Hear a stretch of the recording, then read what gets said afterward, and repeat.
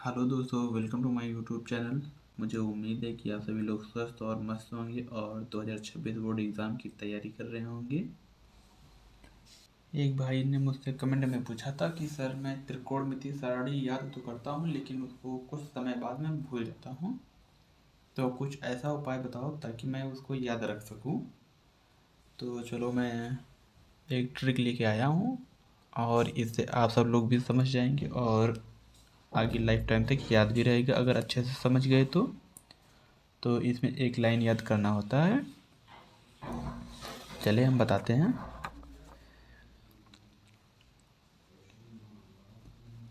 एक बिल्कुल सॉन्ग की तरह इसको याद करना ताकि आप भूलो ना।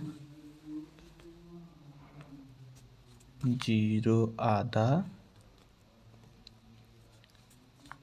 आधे पर रूट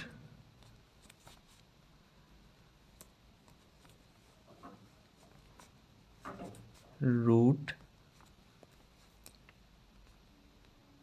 3/2 और 1।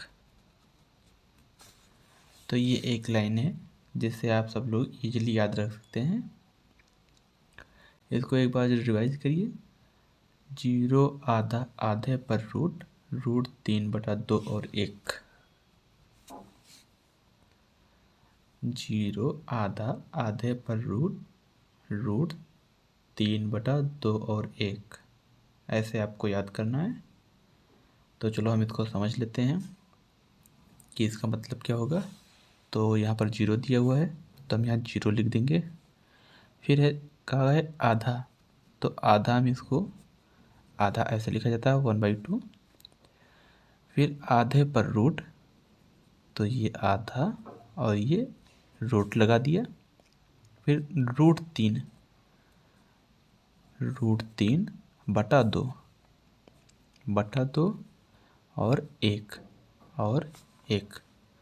तो आप सभी लोगों को ये पता भी होगा कि साइन का अपोजिट कॉस होता है, तो हम इसको पीछे से यहाँ से लिख देंगे 1√3/2 1/√2 1/2 और ये 0 ऐसे आ गया। अब tan का कैसे निकालते हैं। तो tan का एक फार्मूला है, tan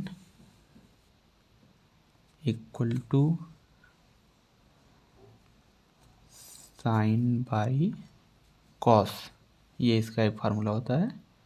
तो चलो हम इसे कैसे सॉल्व करते हैं। तो इसका जस्ट अपोजिट होता है। जीरो को अगर हम साइन का मान 0 है, कॉस का मान 1 है, तो इसको डिवाइड करेंगे तो यहाँ पर 0 बचेगा। और यहाँ पर 1/2 √3/2 है, तो ये टू कैंसिल कर देंगे तो 1/√3 बचेगा। तो 1/√3 और यहाँ पर ये रूट कैंसिल हो जाएगा तो यहाँ पर 1/1 बचेगा, तो ओनली हम 1 लिख देंगे।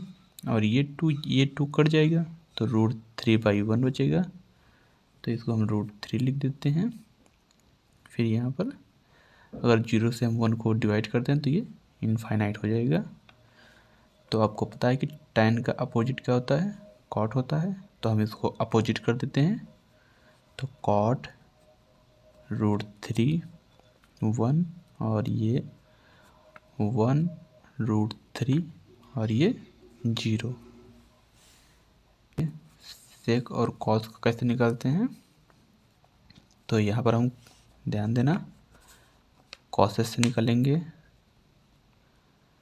कॉसेस =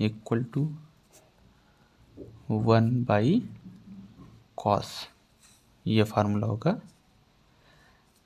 तो इसका मीन्स क्या होगा कि जस्ट अपोजिट करेंगे, जो कॉस है हम उसका जस्ट अपोजिट कर देंगे। तो इसका अपोजिट चलो करते हैं। तो यहाँ पर 1/1 है तो इसका अपोजिट केवल 1 ही होगा। और यहाँ 2 ऊपर जाएगा, √3 नीचे चला आएगा, तो 2√3 ऐसे ही रूट 2 ऊपर चला जाएगा, रूट 2 नीचे 1 है तो उसका लिखने का कोई फ़ायदा ही नहीं है। और यहाँ पर 2/1 तो इसको 2 लिख देते हैं,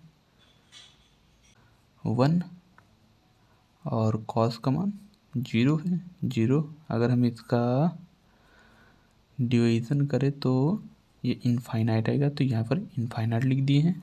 अब सेक का अपोजिट कॉसेस होता है, इसका अपोजिट, तो यहाँ पर